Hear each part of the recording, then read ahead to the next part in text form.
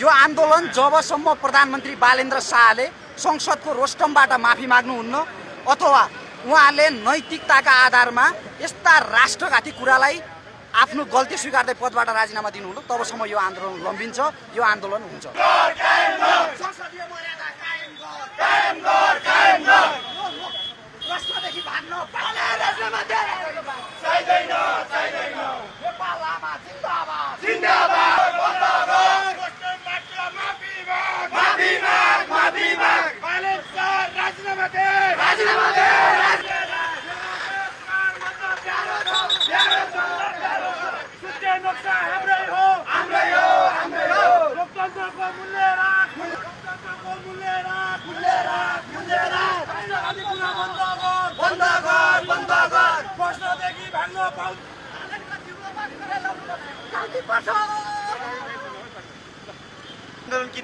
यो आन्दोलन नेपालका प्रधानमन्त्री सम्माननीय प्रधानमन्त्री बालेन्द्र शाहज्यूले संसदको रोस्टमबाट मर्यादा विपरीत गरिमा देशको गरिमा कायम नगरिकन बिना आधार नेपालले भारतको भूमि मिचेको छ भन्ने अभिव्यक्ति दिएको विरुद्धमा आन्दोलन गरिएको।